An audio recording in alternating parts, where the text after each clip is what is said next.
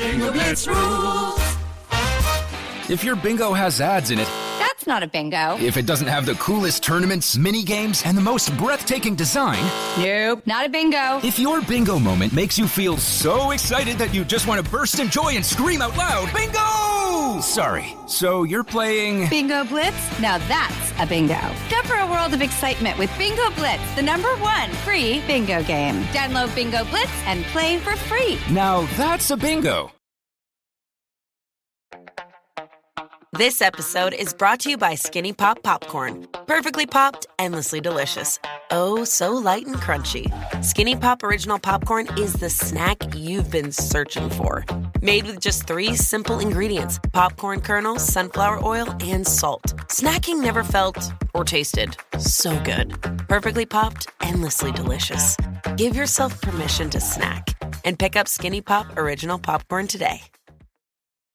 Let's hang out. Let's hang out. And let's talk about what lessons we found. Let's hang out. And let's listen to 2 lesbians shout. Let's hang out. Let's hang out. Hey everyone, welcome back to Let's Hang Out. I'm Ellie Brigida. And I'm Lee Holmes Foster, and here's what's happening this week. This week in the Lesdom.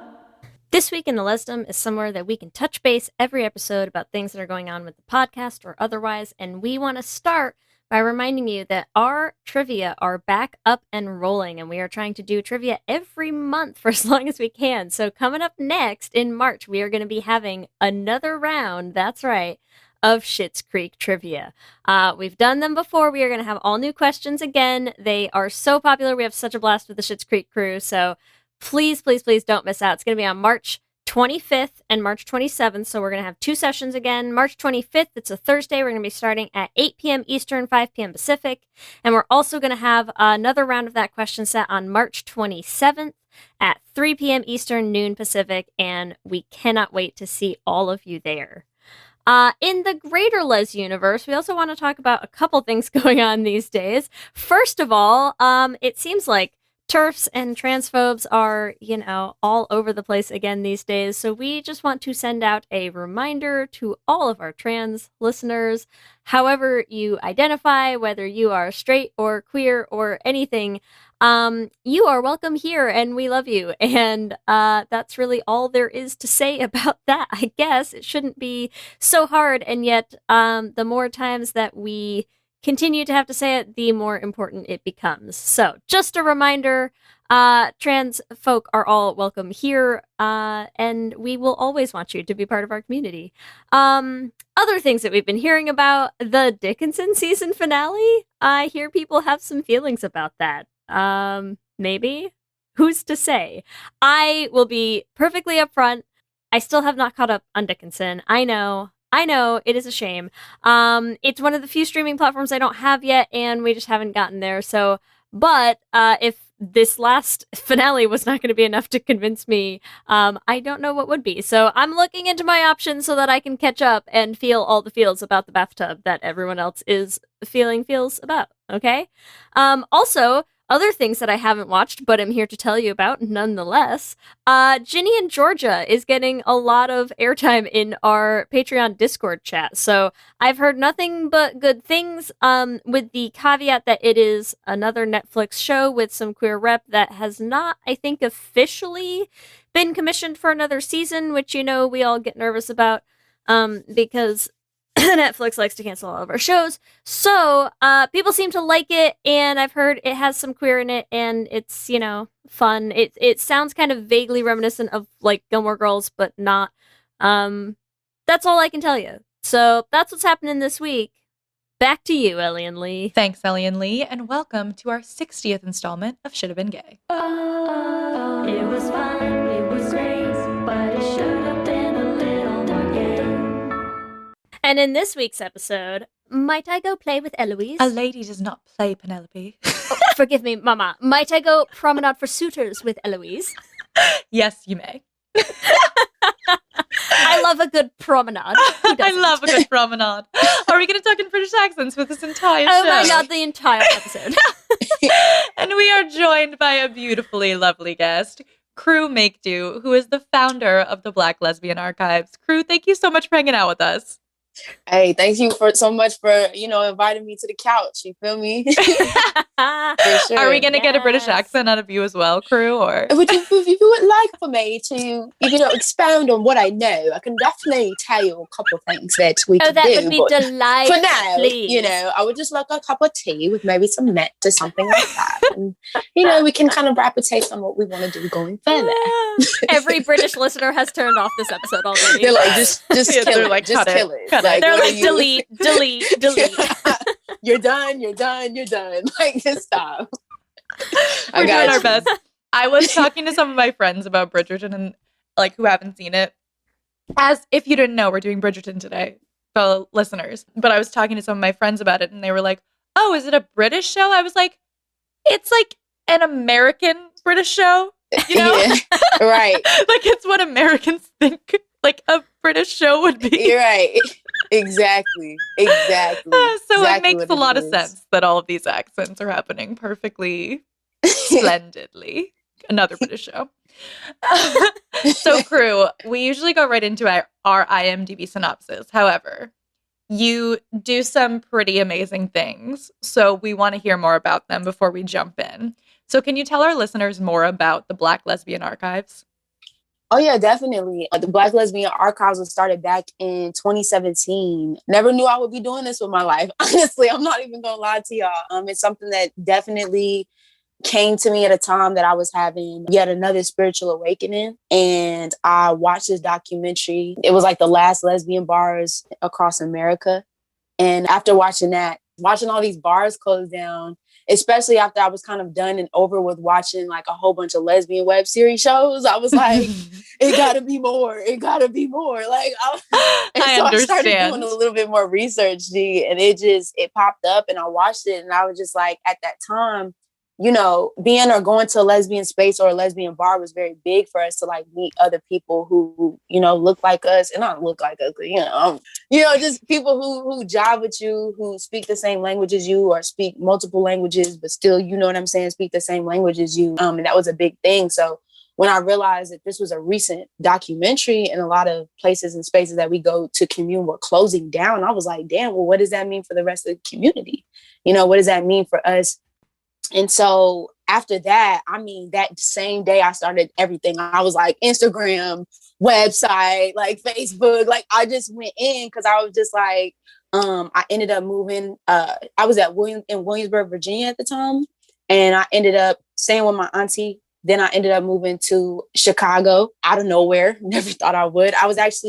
Before I moved to Chicago, I was actually talking to somebody there. So I kind of knew what Chicago was like. I went out there. I was able to go, actually my first year there, I was able to go to an exhibit and it was one of the most beautiful exhibits I've ever seen. It was dyke spaces of the 60s, 70s, and 80s in Chicago. And everything from the bars that everybody used to go to the publications, to some of the women that were involved in some of these movements in Chicago. And it just moved me. But I really wanted to see more of women in the Black lesbian community because I always knew, especially just with doing research, that Black women have been on the forefront of a lot of these movements, but we don't talk about that. Black lesbian women have been on the forefront of a lot of these movements, but we don't necessarily document or talk about those things. And so from then I was like, okay, well, shit, we could take that and actually maybe we should just let's just do an exhibit. I was like, let's just do an exhibit then. So I was hooked up with Tracy Bain of Windy City Times. She was one of the co-founders of Windy City Times, which is an LGBTQ newspaper that goes out. Windy City Times, I think, just stopped. They're solely digital now, but Tracy Bain actually works as the editor of the Chicago Reader now. Shout out to Tracy. I spoke to Tracy about what I was trying to do. She kind of sat me down and kind of told me okay, this is interesting that you're doing this because this is kind of how I started too. She's not a Black lesbian per se, but just especially when the AIDS epidemic really hit, she realized that there wasn't really a lot of documentation going on about all the lives within the community that were being lost without their stories being told. So she started it. So I got connected with her. She connected me to Imani, which was one of the executive directors at Affinity Community Service at that time. She's now over at the NLRC, the National Lesbian Rights Center or something. Don't quote me on it. It's in California somewhere. All right. We'll edit over it if it's wrong. Yeah. I think it's the NLRC, the National Lesbian Center for Rights or something like that. I told her what I wanted to do. At first, I was like, there was like this big thing of like inclusion. Like I was like, should I call this the Black Lesbian Archives or should I call it the Black Queer Archives? Because I also run a social media thing called the Queer Black Creatives. But then Imani just hit me with it like so airy. He's like, what are you doing this for? And I was like, well, doing this for Black lesbians. You feel me? Like as a Black lesbian woman. And so from then on, I was going to actually have the exhibit. People would have been screaming if I would have had it for a week. But she was like, this is going to be, June, July. She was like, it's going to be Pride Month. You should do it for an entire month instead of like just a week. So that was like a 8-month process of just like research and talking to people within the community and just, kind of seeing. And I was realizing that there was so much that was just like lost, or so many things that hadn't been recorded or documented and stuff. So I was like, well, how can we just start the conversation so we can start bringing these things together collectively? So had the exhibit, it was dope. We did everything from like, we had a film screening room in there where you could go and watch films. Some of the women that were involved, and they kind of tell their story live on camera, on video. We had like a BLA confessional room where you like go in the green screen room and you like, what I mean? Like you telling your story, you know what I mean? And we had like a prompt and stuff. And then we had all the like archival material, like all around the room. We had a panel discussion. We had an archival workshop. I mean, we had all types of stuff going on. The opening with Yvonne Welbin, which is a Black lesbian filmmaker and producer. And she had just dropped her book. It was like the African lesbian media making, Women in the Life, and talking about directing and producing and like what that means to like really produce our own media and what that would look like for the grand scheme of things. So it was incredible. It was amazing. And after I sat with it, like, I don't even know I'm about to get emotional. Like I'm like, damn. It sounds amazing. Get as emotional as you want. Okay. I'm like, okay. Now that it's like hitting me, I'm like, damn, I did do all that. Woo. It made me realize just how much we needed to kind of have like that coming to Jesus moment. Okay. And I'm not talking about the Jesus that y'all all know. You feel me? Like it was just, there was a part of this intergenerational thing that had been missing, because that was what it was based off of, just bridging these community gaps. It just kind of kicked off from there. We ended up doing events around Chicago, ended up doing a 9-day tour stop back in 2019. I was about to go on tour last year, but that got stopped. I mean, of course, due to COVID and everything else going on. And since then, it just kind of allowed me to kind of like build out exactly like vision of BLA. Because ultimately, the first exhibit I did, I told people that I actually wanted to have a building, or just starting off with a building, a house, a home that people can actually come to do research, to connect with each other, to organize shit, to party. You feel me? To because I've been in so many like museums and places that are so cold, and I get it. Like, of course, with the material, you want them to be a certain temperature so they don't get like fucked up and they not all like wet or too hot, or so they don't depreciate and things. So I get that, but it was just a very cold. It's always been a very cold environment, and I'm like, all of us are just such a colorful community for things to be so sterile and like feeling like I'm in a fucking hospital or something. You feel me? So I'm like, I want to walk into a museum where like you feel that it feels like home. Like it feels like when you walk in there, no matter where you from, no matter where you come in, it's just like, like this is, even if this is not your history, this is where I'm supposed to be at this moment, And so building was definitely something that, was like the end goal. Multiple buildings, it's like an end goal for BLA, so we can get that one-on-one learning about this technology, you know what I mean? Learning about even not just only digitizing, but the physical aspects of archiving too, because like I tell people all the time, if they ever decided that they wanted to delete the internet or delete our files, they could. You definitely want to have a mixture of both physical and digital, but let's not sleep on the physical, y'all. That's a given craft. It's something you could touch. It's something you can feel. It's something you can hold. It's something that you'll actually sit with. Then that physical thing allows you to sit with it. When we was having even the tours or just setting up when we started doing mobile after the first exhibit, people could actually come and be like, oh, wow, like looking through the stuff, like, damn, I didn't even know this existed. You feel me? I feel like digital sometimes kind of overwhelms you because it can be so much information on this tiny ass screen. And it can be a lot. You feel me? So physical is definitely the goal. Now with the bus per se, the bus was actually something that I wanted to do when I was in Williamsburg, Virginia, but I actually wanted to just live on the road. I was like, I just want to live on the road. I want my own fucking van. You feel me? I'm just living life. Like I just wanted, I knew I see that for you. Yeah, you know what I mean? Like I just wanted to be out, you know, live on the road and just experience life outside of like the walls, because my life is like that. You know, my life is set up like that. You know what I mean? But really the bus, I turned that into, I was like, well, why don't we just combine both? Why don't you actually, instead of just having a van and throwing all your stuff in a van and just driving around, you know, the world and, you know what I mean, doing your North Node Sagittarius shit. Like, why don't you just, you know, do that? You can have both, a best of both worlds. You know, you can actually live on the bus, but also teach off the bus. You know, you can have storytellers on the bus, you know, teaching people how to use different types of media to be in order to be able to share their story. But I come from a storyteller perspective. It's easy for me to piece things together, bring it into one and actually piece and tell the story. So actually having people come onto the bus, share their stories. If you are in that city, you know, hiring tour guides to actually, you know, take you around the city and where they stay and where they from, having events off the bus, you know what I'm saying? Like little powwows and stuff, you know what I mean? Like a place where we can come together, we can feel comfortable and we can really like harness bonds. One thing that's really, I feel like has been lost is like true bonds. We are so quick, I'm not going to get too deep into it. Bring me back. Okay, we also need a jingle. I'm not going to get into this. I'm not going to get too deep into it. I have to be telling myself because I be want to.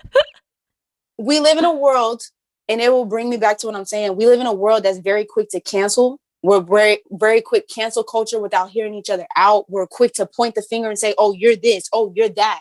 Oh, you must be this, without actually listening to each other and really saying what it is that we have to say, because we're too scared that if we say the wrong thing, then you're under fire for what you feel and what you think.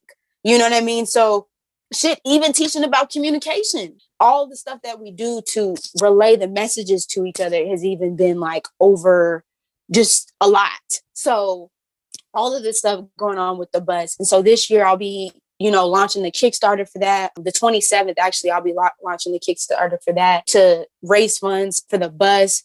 Also, like prerequisite for the tour, because I'm hoping, I haven't made an announcement yet, but I'm hoping if all else, you know, looks good, we can launch that off in 2022. So we'll be going on the bottom end from because I'm in Atlanta right now, or I'm in Georgia right now. So that bottom end from Atlanta to California. And then 2023 from like Vegas, from that area all the way to somehow end up in Chicago, which I'm happy about because I was trying to do all of that in 1 year. You know, like 2020, I'm like, what? I sat down and I was like, what was you trying to pull? Like, what was you trying to do? Like, what is your motive? Like, chill, like you doing too much. So I'm happy that I actually got the time to like really kind of break those things up. So I'm not.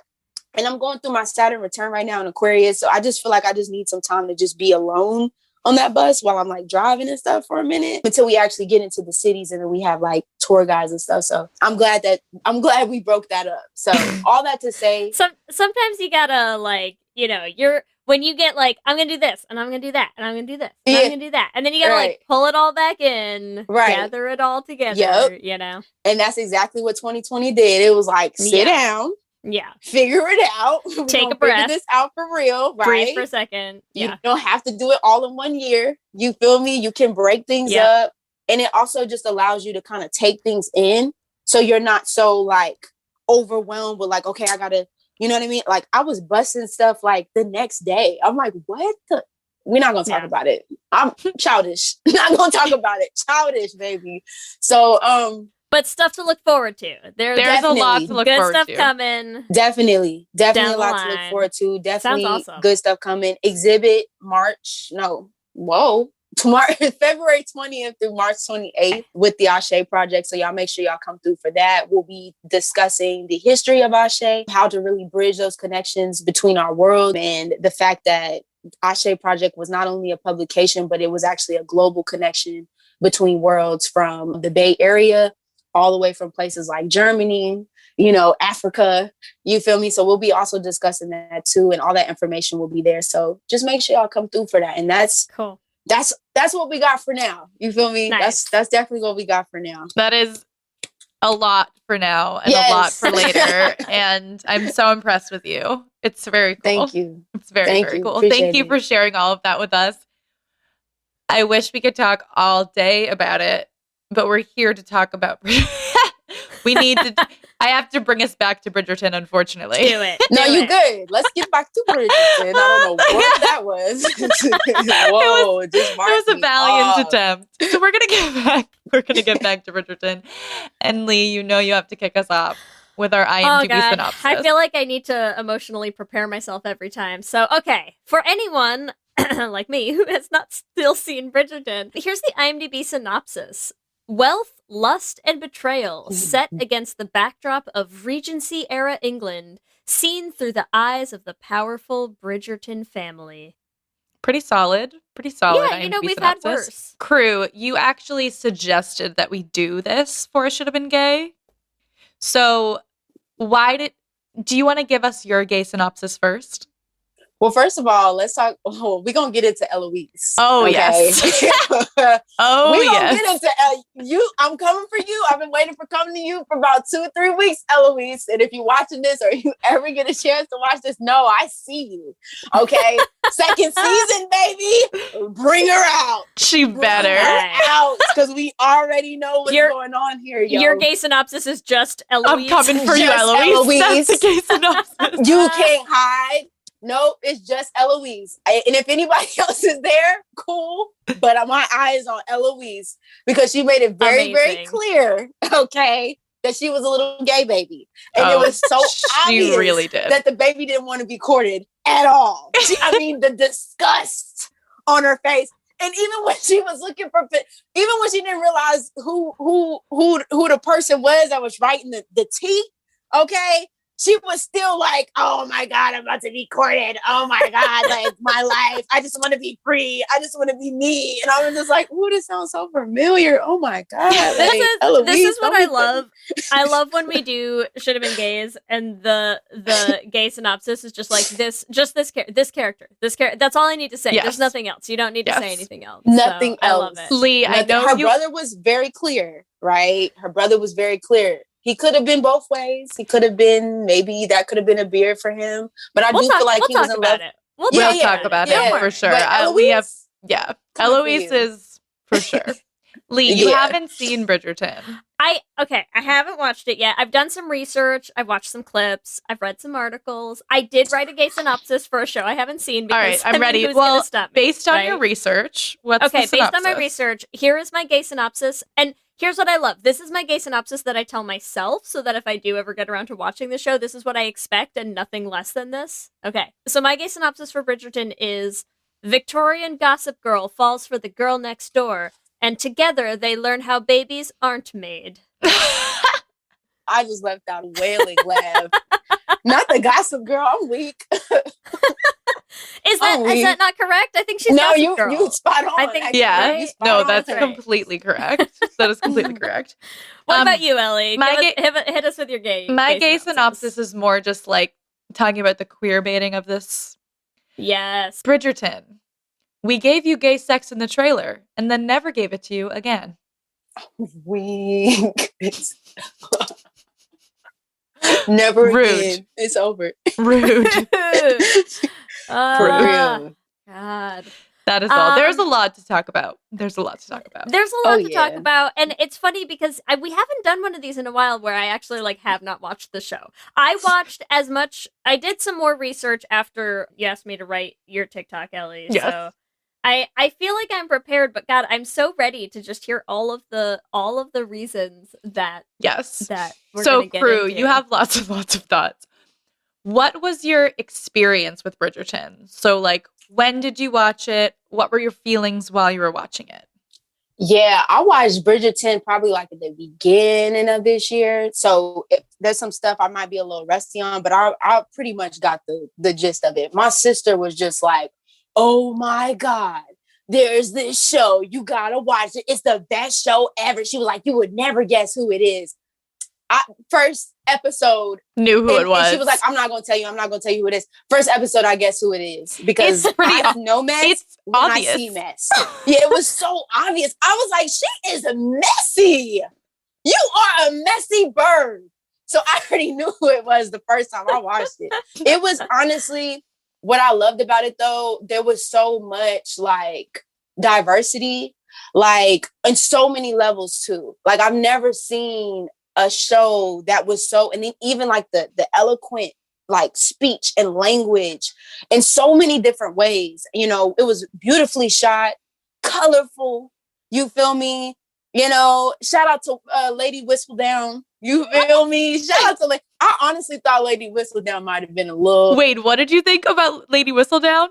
I thought Lady Whistledown was a whole lesbian woman. Oh yes, because we never seen her with no king. And yep. And I've never seen a period type of movie that didn't have a king. Like yep. It's always been. Oh like wait, a king sorry. And a queen. Are you talking about the Queen, or are you talking about Lady Whistledown? I'm sorry. Because Queen Charlotte, yes. Queen Charlotte. I'm sorry. I got Lady Whistledown and the Queen. But also, Queen no, Charlotte. It's so confusing. All right, so yeah, because I'm like, wait, is Lady Whistledown? Yeah, I hate to say this. If you haven't seen Bridgerton, well, Lee hasn't seen Bridgerton, but like if you haven't seen Bridgerton, I'm sorry. Like we're gonna spoil it for you. It's fine. So, Lady Bridgerton, voiced by Julie Andrews, but also is Penelope, right? So when you put it that way, it's like the Lady Whistledown you hear sounds like a huge lesbian. When she's talking, she's petty. She like all she cares about is gossip. Like she's either a lesbian or a gay woman or a gay man. Yes. And but now that we know it is Penelope as well, it just vindicates it so much more because I think Penelope's gay. I do too. Like I thought about that too. I'm like, Penelope might have the potential to be, and she might be in love with Eloise, but we don't know this. We don't know this. We just gonna have to see on that season too. You feel me? But no, I thought about that too because it was so much petty back end stuff going on. Even every time she was clicking them heels to get that mail every day, I was like, "Oh, you the one. I know it's you." She would go down them steps like this, going through the mail, messy. Just what is the mail saying? I was like, I've never seen a bird got so quick, girl. Like. Yes. To be fair though, like imagine if we had to physically go like check our DMs, right? Like how many of us would look exactly the same, being like, oh, did someone message me on Instagram today? Just like, oh, exactly how many likes? Gotta go check my Twitter. That's exactly so true. Lady Penelope's just like fiending for likes. She's like, how many people liked what I wrote today? Yes. She's like an original influencer, right? She is an influencer. Old school OG influencer. She's an influencer and a troll, but also like to be fair, most of the most successful influencers are trolls. Are absolutely trolls. So. Yes, they are. Okay, and we don't need to get into the social commentary on that. Well, and before we do too much, Ellie, because I mean, obviously I haven't seen it, but I want to hear your experience with Bridgerton as well. Because here's the thing: before you tell me, here's why I'm curious. Because I obviously have heard so much about this. I've like seen so much about the show. I've read so much about the show. My problem is that I'm like, we have so much like actually queer content to consume these days, right? And I was like, all we have are period piece lesbians these days, you know, like in our movies. So you're saying, like, how did I watch an entire straight period piece? Yeah, I was like, I kind of decided that I was like, do I have time for like a straight period piece right now? I don't know that I do. So tell me a little bit more about how you decided the other way. I'm weak. Okay, so I started, so every night before I go to sleep, I like watch something on Netflix, right? And like sometimes it's something I've already seen. And sometimes I'm like, you know what? Maybe I'm just going to start something new. So one of those nights, I decided to start Bridgerton. And as I started it, I was like, damn, I'm into it. So I was like, it was like 11 and I'm like, really should be asleep. And I'm like awake till like 1 a.m. And then I was like, all right, I need to go to sleep. But then after I had watched the first 2 episodes, every day since then, I just kept watching. I couldn't stop. And yes, it's not as gay as I want it to be at all. But Well, it was like, really. I mean, it was, yeah, whatever is. But it was a great show. Like, it's like, it's a bit trashy. Like, yes, like there's like drama. But it was like you said, Krü, like very well done, beautiful cinematography, great acting. I will say there was one episode where it's literally just the 2 main characters having sex for an hour. And I got very bored with that episode. But like, I feel like if I was straight, I probably would have loved it. But I was like, okay, I'm so over this heterosexual sex for like an hour. Yo. Honestly, that episode really showed me just how much we don't talk about sex. Like, I was like, girl, so you mean to tell? No? Y'all she didn't know. Y'all never. Yeah. Okay. So wait, because since I haven't seen the show now, I have to clarify because like, okay, Yes. everyone has seen that TikTok making the rounds right now with the girl who's like, well, we did a study on like how long sex should last, and like, you know, the average is like 5 to 7 minutes for like straight On couples. whose time? So yeah, for straight couples. So my question is this an hour of them having sex once or like no, it's multiple basically like an hour-long instances of them having montage. sex? It's like an great. hour-long Great. montage of the different days they had sex. It was their honeymoon phase. Yeah, it was you their feel me? honeymoon.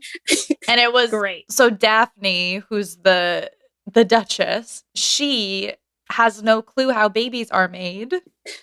Well, apparently no one in this show does. I don't get it. Oh no, They never do. Okay, And they know. it's also just like a montage of the Duke just like constantly pulling out. And I was like, It's literally the point of the episode. It and then is there's, like, the a point of part the in episode. there too, where she was like, "Why do you do that?" Yeah. Wait, I was like, "No." She was like, "Why do you do that?" He was like, "It just feels so good that I just." No. I was like, oh, I wish everyone could see the look on Ellie and my faces as we just are just like straight. horrified right now. Well, I was because like, it's what?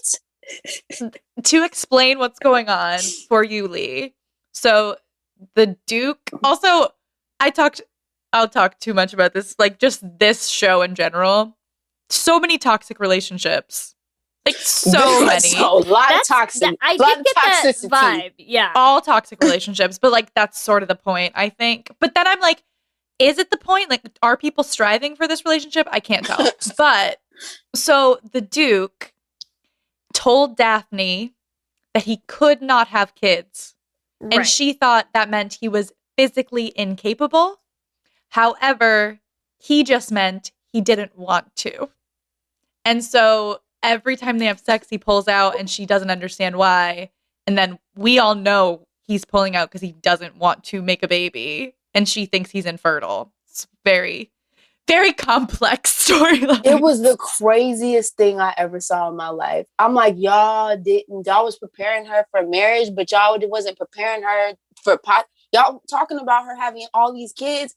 Nobody told her that How in to order to make have them? a baby, you got to put the 1 and Yep. well, for some people, put the 1 and the 2 together. I was blown.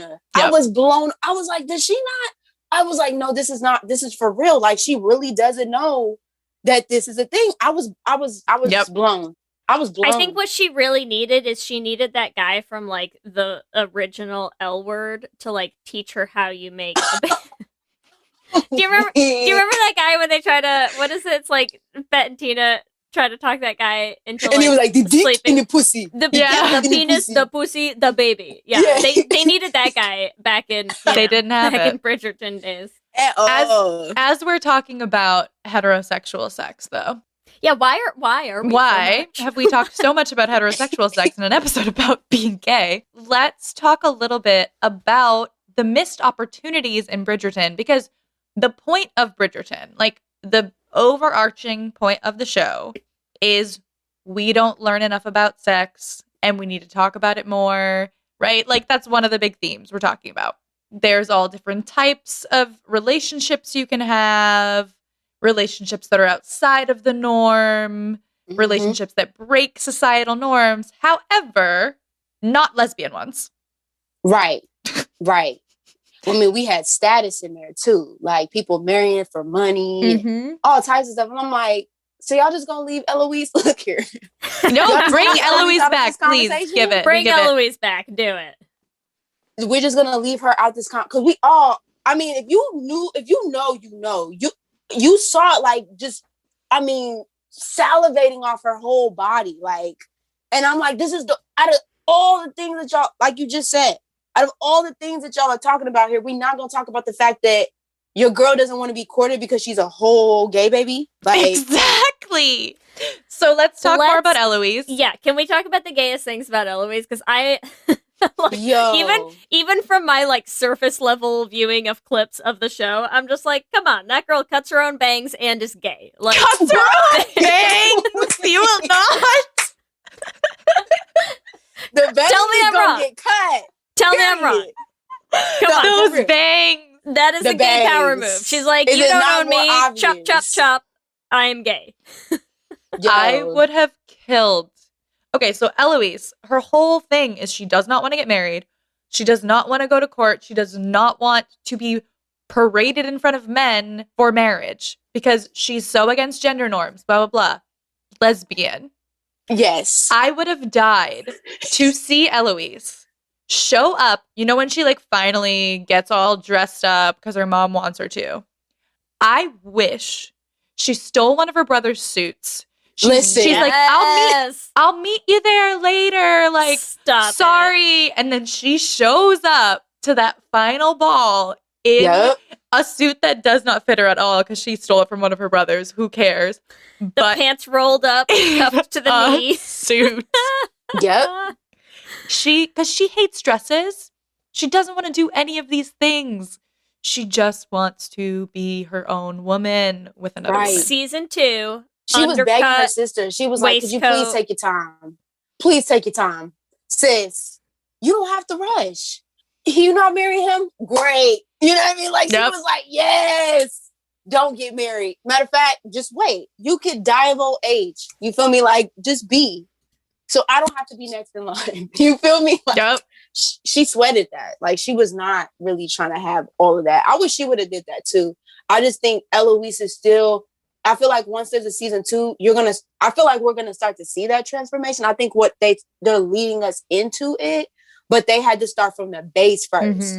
Because you could see her, like, you could tell, like, her character was really struggling. She might have not talked about it, but just like all like I don't want to call it passive, but all the stuff that she talks around really goes back to the fact that she's a whole lesbian. Like, it's just, it's obvious.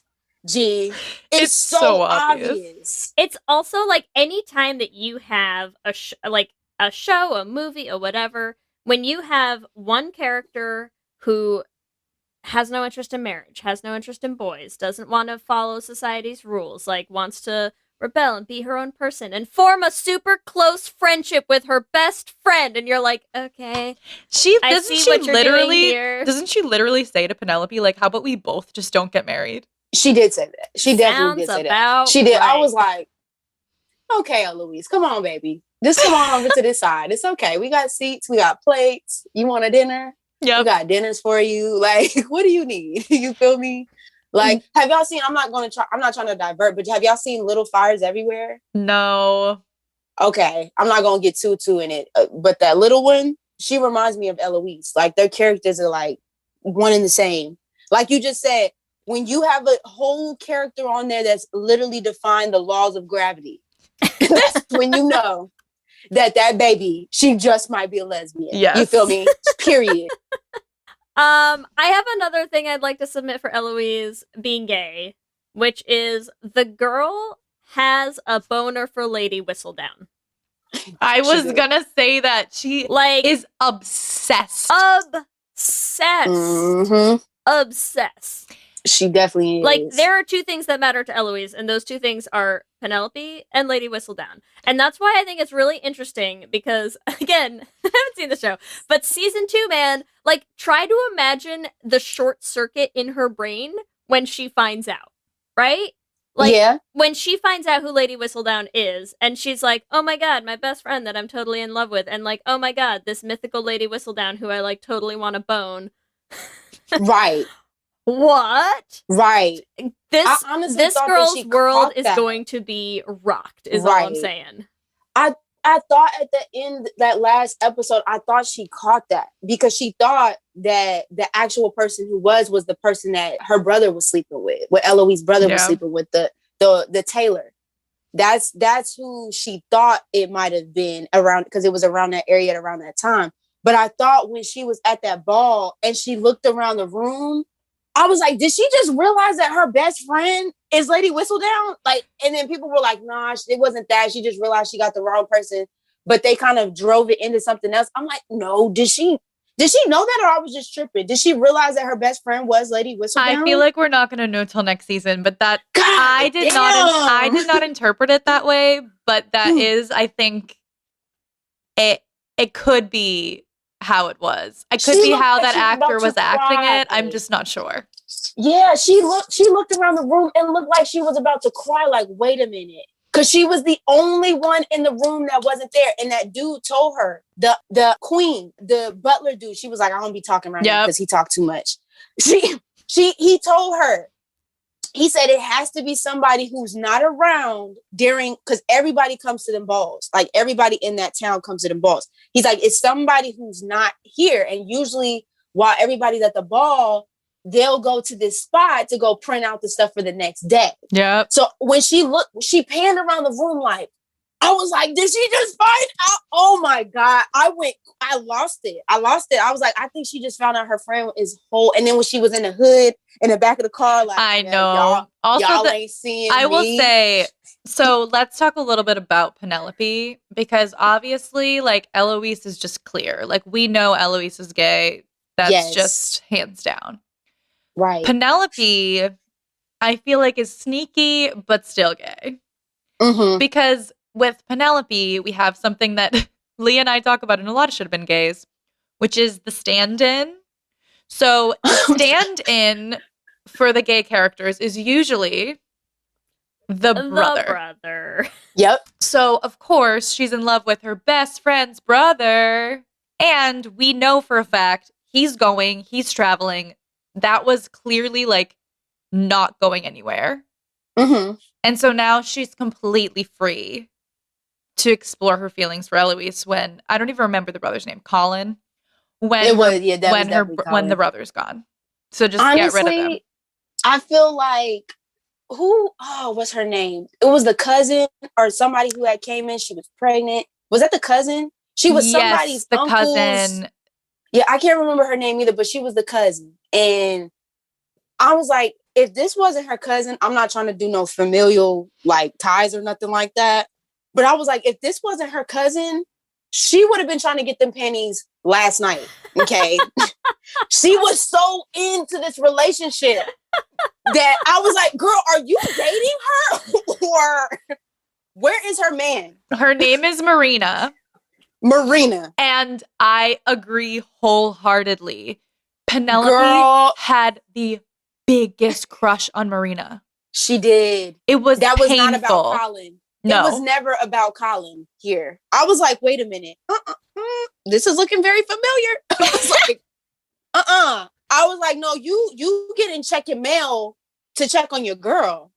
You don't care about who's sending her what. You know what I mean? And I knew the sheets was foul when she reported that I think it was in the reports. I just remember the scene where her mama and her mama's friend was writing that letter as if she didn't want to be with her no more and all that. I was like, who in the town know that but you? Yep. You are the only one that lives in this house, and your sisters ain't worried about it because they just too busy being birds. But you be so quick on that mail, down them steps, bop, bop, bop, feet pedaling, yep. pop, pop, pop, ready for the mail. But yeah, it was. Yeah, I was like, this is a thespian situation right here. Like, you like Marina, don't you? You like her. I mean, she your fan, but I think you like Marina. People married their cousins back in the day, just saying. They did. They definitely did. They did. That's They all. definitely did. On that note, let's Yeah. take a hot break. Ellie loves when I do this. On that note, let's take a hot break. We'll hear from some sponsors. We'll be right back to talk more about Penelope and Marina and marrying your cousins. Thank God. This episode is sponsored by BetterHelp. And as we head into Thanksgiving time, I want to start by thanking my wife, Kelsey, who has not only listened to just about every episode of this podcast for 8 seasons now, but who also is the only reason I'm able to make time to record it every week. She takes the kids, gets them dinner, and gets them ready for bed just so that Ellie and I can come on and yell about gay things into each other's faces for an hour. So here's a reminder to send some thanks to the people you're grateful for in your life, including yourself. I've been in therapy for a long time now, and one thing that's so important about therapy is how it teaches you to be more intentional. And being intentional about gratitude and how to show that to the people you appreciate is just one of the many benefits that I've gotten from therapy over the years. If you've been thinking of starting therapy, consider giving BetterHelp a try. I know how hard it can be to find time for regular therapy, and BetterHelp is designed to be flexible and convenient for your schedule. You can fill out a brief questionnaire to get matched with a licensed therapist, and you can switch therapists at any time for no additional charge. If you want to start being more intentional about gratitude in your life, visit betterhelp.com/letshangout today to get 10% off your first month.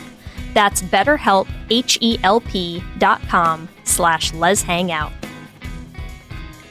Let's hang out. For many businesses, the holiday season can be both an exciting and stressful time. With so many balls in the air, one thing you definitely want to know you can rely on is how you're selling your products. And with Shopify, you can rest easy knowing it's the home of the #1 checkout on the planet. Nobody does selling better than Shopify, and when it comes to successful brands like Aloe, Allbirds, or Skims, an often overlooked secret is all the things that go on behind the scenes that make selling, and for shoppers, buying, simple. For millions of businesses, if you take a peek behind that curtain, you'll see that Shopify is what makes it all possible. Shop Pay boosts conversions up to 50%, so that's more happy customers and way more sales going.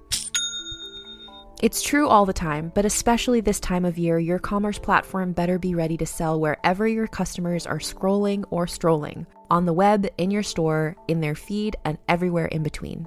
Businesses that sell more sell on Shopify. Upgrade your business and get the same checkout we use for Realm merch with Shopify. Sign up for your $1 per month trial period at shopify.com/realm, all lowercase. Go to shopify.com/realm to upgrade your selling today. Shopify.com/realm.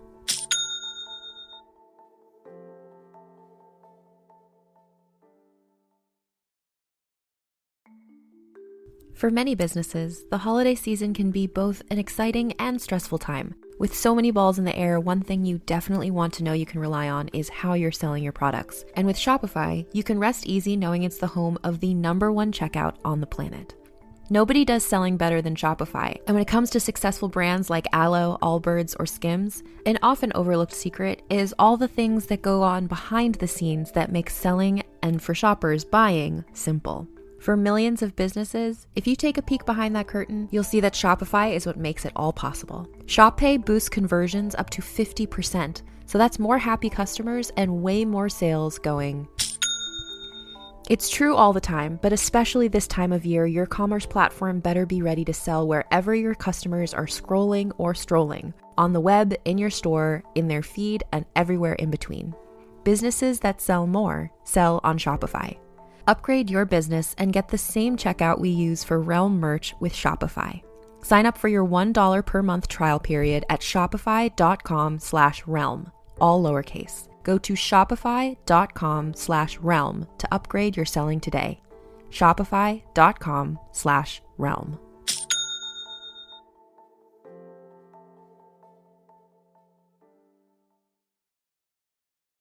Streaming December 12th on Peacock. Paris Hilton and Nicole Richie are back. That's hot. Loves it. For a show-stopping reunion that will prove putting on an opera is anything but simple. We're really good at this. One thing's for sure, they won't be upstaged. Good to have you back. Come on, we've got a show to do. Paris and Nicole, The Encore, a 3-part reunion special, streaming December 12th, only on Peacock. All right, welcome back after that lovely break. Yes. Like I said, people did marry their cousins back in the day. I feel like I could either ship Marina and Penelope or Penelope and Eloise, but Penelope and Colin had no chemistry. At all. Nothing. Also, At all. we're talking about the things that make Penelope gay. I feel like we also have to touch on a secret identity that you're keeping concealed from everyone around you. Ooh. Right? Like, I feel like that's a big thing in terms of, like, queer coding is, like, she has a secret that, like, not even her best friend knows about her, that she's, like, hiding from society and all this stuff. And I'm like, I see it. I see it. So true. Right? Yeah, it's very true. And even more than that, that identity is petty as shit. Yes, that identity lets her be so gay. It's what? You really... I said, for you not to watch this, you are really good at this. Like, I've like we got do a this lifetime every of week. making shows gay in our minds. Don't worry about it. For real. Like, I'm like, damn, okay. Yeah, honestly, I didn't even think about that. Like, that's a very much real thing. Like, this underlying persona or mask that a lot of us wear within the community when we're first trying to kind of figure things out, and you're kind of suppressing, telling certain people in the family, telling people that you care about, but you feel like if you tell them, you know, they're going to feel some type of way about it. And how is she suppressing it? By pretending to be super interested in a boy who is out of reach. Sound familiar, anyone? I'm not. I don't have anything to hide. I'm just really in love with that guy. That guy. Look at over there. Him. He's cute. him. I never visited him. Never. Just ever close your eyes dated. and point, and that's who I'm in love with right now. That's what all my emotions are about. Can we also talk a little bit about the actor who plays Penelope? Yes, please. So Nicola Coughlan, and she plays the wee little gay one in... I love her so much. Dairy Girls. In Dairy Girls. Have you ever seen Dairy Girls, Krü? No, I've never seen that. Dairy Girls? Oh, God, you should watch it. It's Dairy fantastic. Girls? Okay. Yeah, I'll Dairy definitely Girls. check that out. It's ridiculous. It's this like Irish show. It's like such a ridiculous comedy. And she plays a lesbian in it. Like a tiny little schoolgirl lesbian. And I love it. And if we're talking about other characters who also... There are a ridiculous number of gay actors in Bridgerton, which is amazing. But also, like, why couldn't they play gay? So you were the talking... Queen is too. Yeah, you were talking about Queen Charlotte earlier. Yeah, she is too. And then when I was like, no. I was like, see, no. I knew it. I mean, even if her real character's gay, I was like, it's so funny how she never had a king. Like, he had whole dementia out here. Like, it was wild. Yep. Yeah. She was a single queen surrounded by women. And then that like one footman dude. And what was the Dutch, not the Duchess, the Dutch Lady Dukes. Yes, the Duke. Lady something. Oh my God, why are there so many names? Lady Davenport. She was too. Is it Danbury? Danbury. Lady Danbury? Lady Danbury. Walking into the spot with a whole bunch of women playing fucking cards, drinking, smoking, and I was like, I knew it. She's another one in that mother. You know what? I said Eloise. There's so many now that I'm like, oh my God, yes. Krü was like, I thought I was coming here to just talk about Eloise. Nah, sit down, boo. Have a seat at the table. Like, come talk to us. I would love to see Queen Charlotte and Lady Danbury together.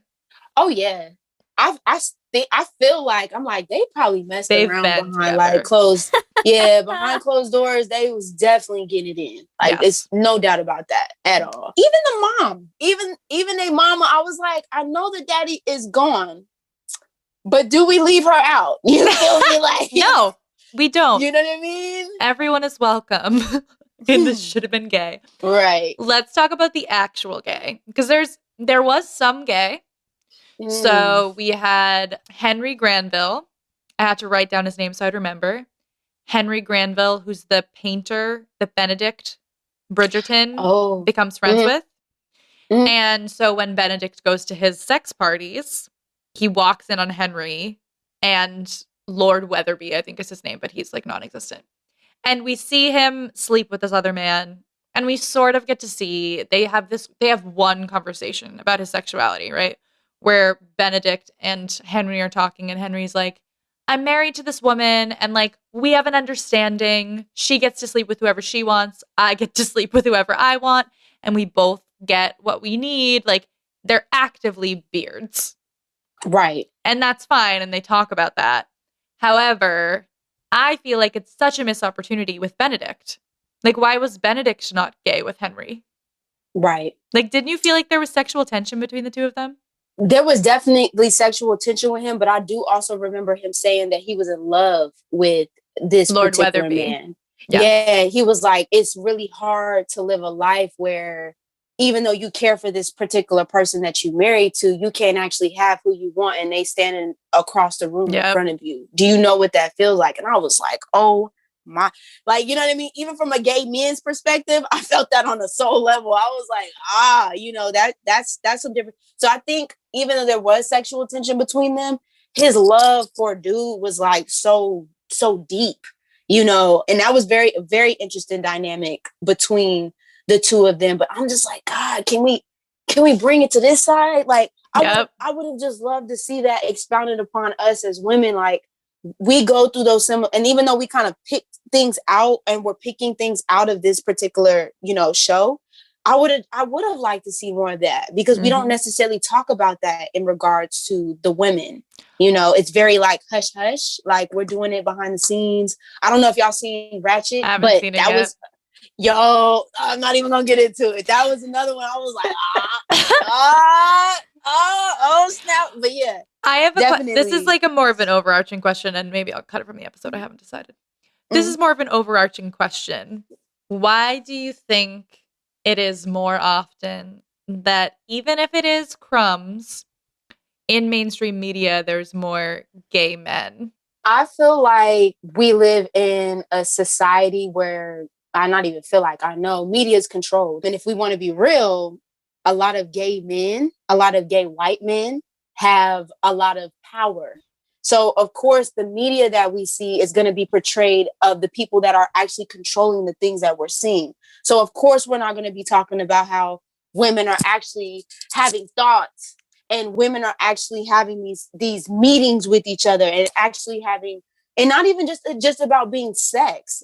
I mean, of course, we have a lot of sex. We have some good ass sex, but it's deeper than that. You feel me? It's a bond that we form as women together. And I feel like they don't want to see that on TV. If I'm gonna be real, they don't want us to actually come together, because you know what happens when we really come together. We've seen it throughout history. When we start coming together beyond just this physical, we create things that have never been seen before. So of course they'll limit us to what we think she might be. Of course she is, but we don't know. We got to check for second season. So that's really important. Not going to divert too deep into it, that we actually start creating our own media and figuring out ways for us to actually, oh my God, you know what I mean? Present it We together agree, so people can see it. agree wholeheartedly. We agree Definitely. wholeheartedly. It's why we're doing it. But it's also like, there's another thing too, because what I'm thinking, Ellie, is like, Ellie and I just recorded a whole episode too about like the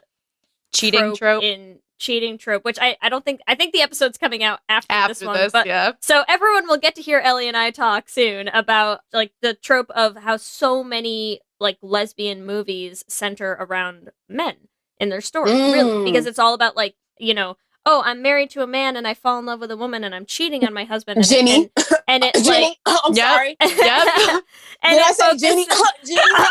what was that? But it does. It's Jenny like, but it shows up again and again and again and again. You know, and I think that it's like there's still a way in which I still feel when you watch a lot of media that it's like it's less common to see actual queer storylines with two women, because where's the man in them, you know? Like, right. And that's what I think is most telling to me, is it's like, you know, okay, sure, like you still have to like, oh, I guess it's gay, but at least you get more men, You Right. know? It's And I honestly think like a that's rite of more comfortable passage. for a lot of the men Yeah. making the media. So I Yeah, don't know. it's no, it is. It definitely is. You made a really good point on that. Like I feel like sometimes it can be like this weird rite of passage.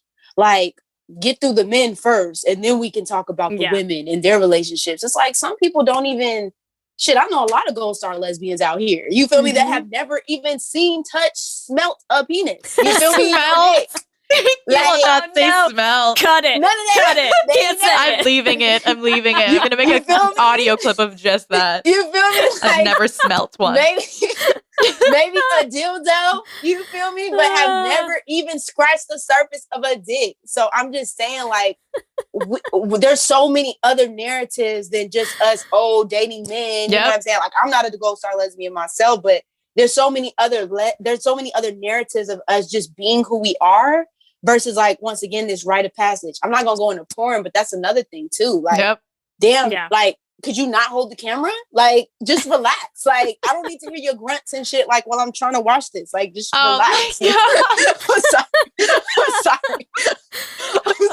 Y'all can cut this out.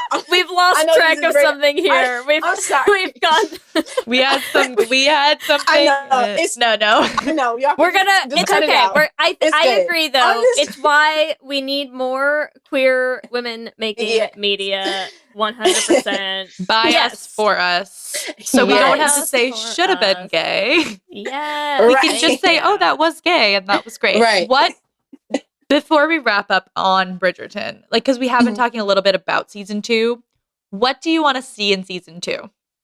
I want to see Eloise come out as a full-blown lesbian. I want to see Penelope. Like, honestly, I kind of want to, I mean, because this is a running playing theme, I kind of want to see her have her reigns, but I want Eloise to catch her ass. You feel me? Because she's been so deep in the DMs trying to pull all this mess together. Like, I want Eloise to know who she is, but allowing Penelope to play herself into her hands. So, or Eloise becomes a writer and she's starting to, like, you know what I mean? Like, she has stories from another perspective, but she's counteracting. She was like, oh my God, like, did you hear about this? And she's like, yeah, I heard about her. I heard about, who is it? Who is it? Who is it, Penelope? Oh, so who you want Eloise to be another Lady Whistledown? I do. And I want her to know that Penelope is the Whistledown. And I want her to use her own stuff. Like, I want it to be like this thing, like this, you know what I mean? This and rage then they're fighting, of, like, and they're fighting and fighting, and then they kiss. And then that's it. Right. You know I'm what into I mean? it. Like, I knew it was you the whole time. Like, stop. I'm your best fucking friend. You want like a slow burn flirting via like Lady Whistledown style. Yep. Oh my God, yes. Lady Whistledown, you know Lady what I mean? Like Whistletop. a DM war, you feel me? But just on rap, you feel me? On wax, you feel me? Just like, and then they... But, and like I everybody's reading it, being like, "What is happening? Like, what is?" happening? Like, is it 2 Whistledowns now? And she's irritated because she's like, "These motherfuckers trying to steal my shine." Because she knows where the place is. She knows where her shit is now. So it's easy for her because she has all this information now. It's easy for her to come up on Penelope like this. Like, it's really like that town is so small. I don't know if it's really anywhere for her to hide unless she moves shop.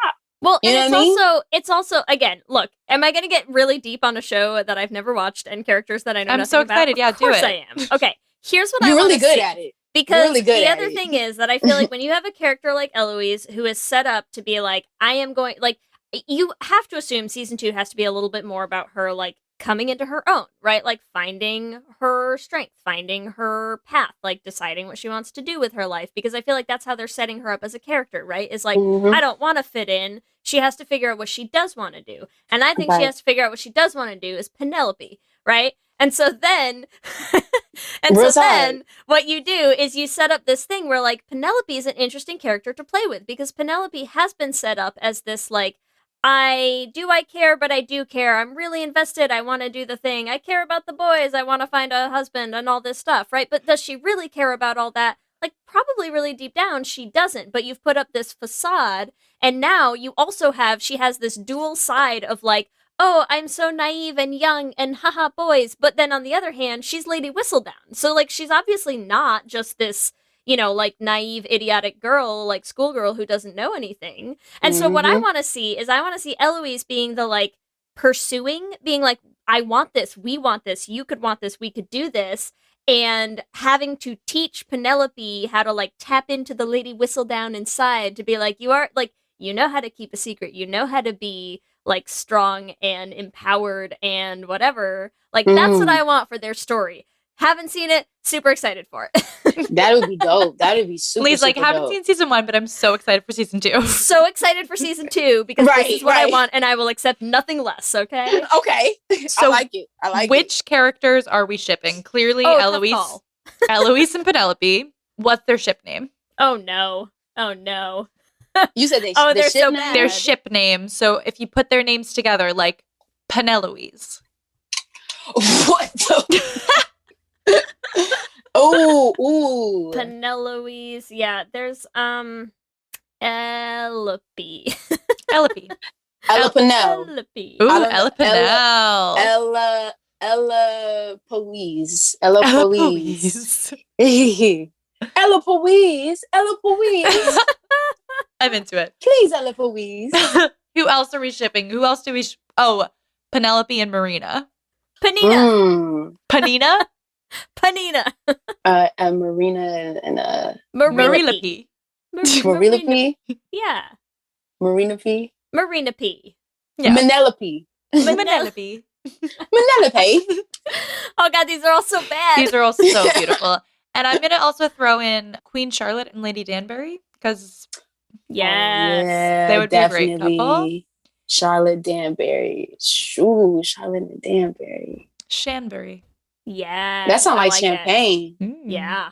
They sound so good together. They do. Yeah. I'm They really do. into it. I think that's honestly I would think Queen Charlotte and Lady Danbury will happen before they give us Eloise and Penelope. Man, I would love to see Such it. a waste. Such a waste. Such a waste. Oh my gosh. So good. I think it's time for a I'm Q so and Gay. ready. Are you ready?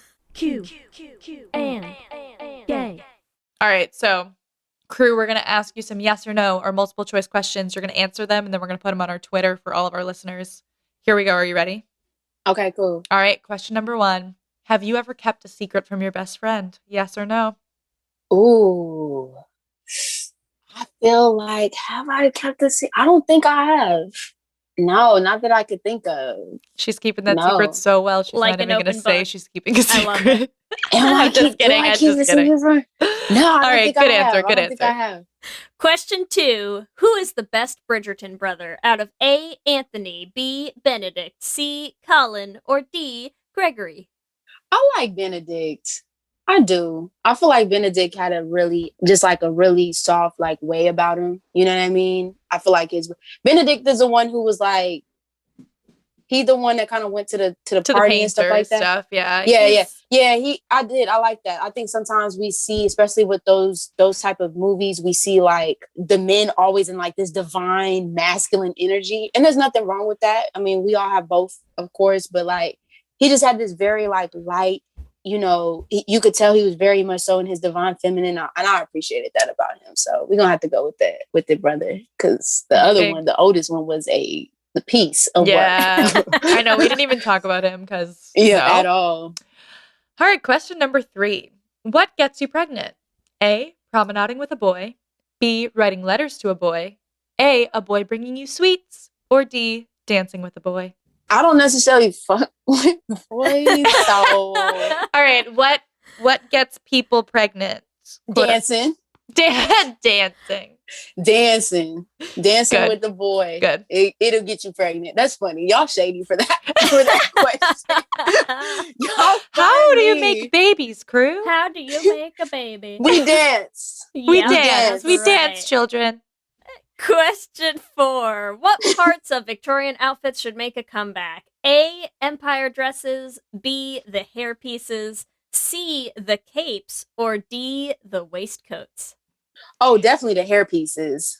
Definitely the hair pieces. They gotta come through for the hair pieces. It was here, pieces over there. Like I'm so curious when we finally get out of like quarantine life, and you know it's like everyone's just gonna go like fucking crazy for a couple months, right? That's what I want to see is like what's going to become the weird thing that like everyone gets into. Watch it. Everyone gets so crazy that we're all out in Victorian garb. Is that what you're saying? That's how wild we're gonna get. Everyone has like a fucking bird on their head, and we're just like out at clubs. It's gonna be great.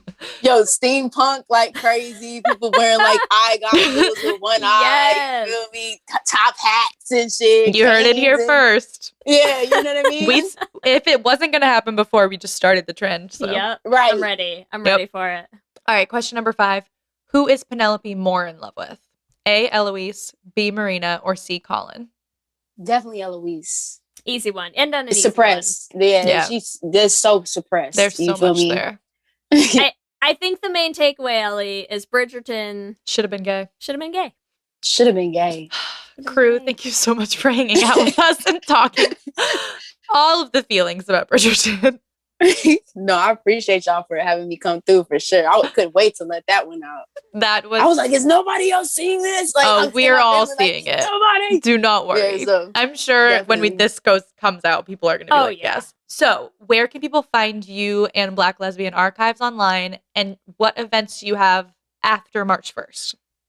All right, so you can definitely find all information about the exhibit, blacklesbianarchives.wix.com/info, all events /upcoming if you're looking for specific events. You could also find me. I also do astrology too. So if you're looking for an astrologer, arraignedStorm.wix.com/info if you're into that. For events as far as the BLA after March 1st. So we have March 5th, we're having a discussion about Yoruba, your Ashe, traditions and spirituality. I want to say amongst, beyond the Black church, but it's deeper than that. So definitely come through for that March 5th. March 13th, we are having a film screening. It's called The Berlin Years 1984 to 1992, about a film that Dagmar Schultz actually put together about Audre Lorde's Pan-Africanism across the way in Berlin, and her experience as she had, when she was making that connection between worlds, Afro-Germans, Afro-German lesbians, things like that. And then I would just say TBA for the archival workshop. I'm debating if I should go get somebody to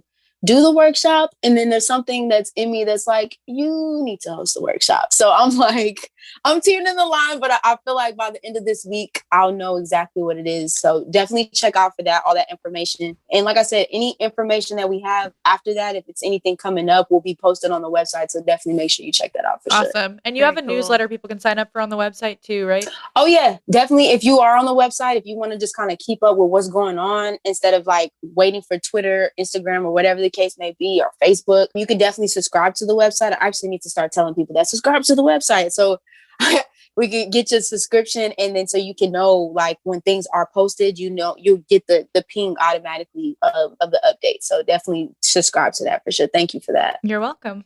Awesome. Thank you again, Krü. I had a blast. Thank you, Ellie. Thank you, Lee. No, I appreciate y'all. Let me hear you say hip, hip, hip, hip, hip, well, yeah. We love hearing from all of you. We love building this community. So we just like to shout out some of our favorite things that we've heard from our listeners every episode. And this week we have 2 shout outs. First, we want to shout out a listener, Kenza, who reached out to us on our website and also apparently is French. So salut, merci pour le message. We always love hearing about things that we haven't heard of, and this is one that I'm super excited about. It's a movie called Dating Amber that I think is on Amazon Prime Video, and sounds like it's super cute. So if you haven't checked it out yet, I hear it's queer and cute, and that's good enough for me. So thank you, Kenza, for that suggestion. And also Donna, who reached out to us on Facebook, also with suggestions of movies. This was in response to our Fried Green Tomatoes episode. So other movie suggestions of like early queer cinema. So thank you so much, Donna, for suggesting that we check out Color Purple and Desert Hearts. They are both on our list for sure now.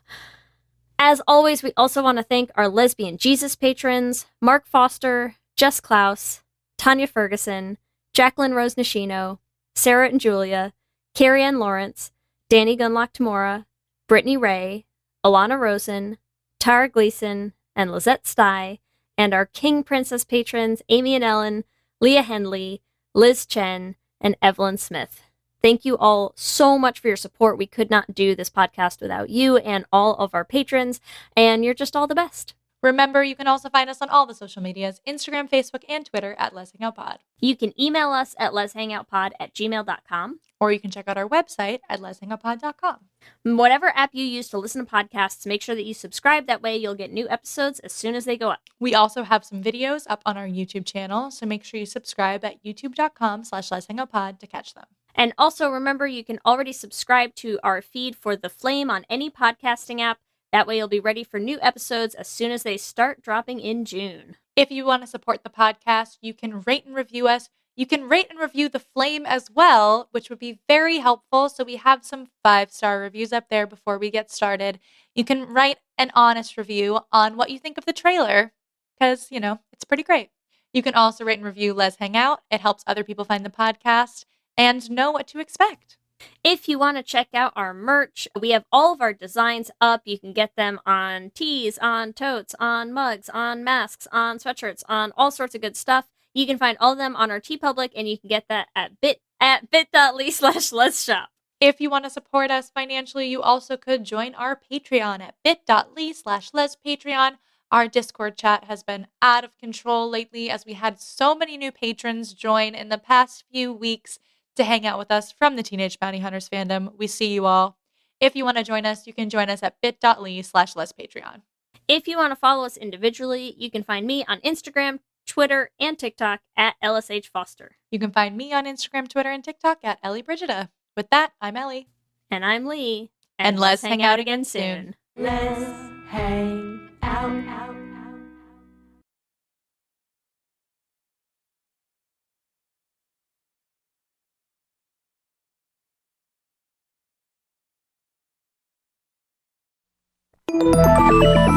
Listening to a podcast should be time well spent, and I promise it will be if you'll give this podcast a try. It's called Something You Should Know. I'm the host, Mike Carruthers, and in every episode, I talk with leading experts on topics I know you will find fascinating. From why people can't keep secrets, what your favorite music says about you, why your pet acts in strange ways, and so much more. Something You Should Know is designed to give you information you can use in your life and give you great intel that you can share with others. I'm told it's a binge-worthy podcast, and with over 1,000 episodes, there's a lot to binge on. Something You Should Know has been ranked in the top of the Apple Podcast charts consistently for a long time. I know you're going to like this. I just need to get you to try it. Something You Should Know. It's available wherever you listen to podcasts.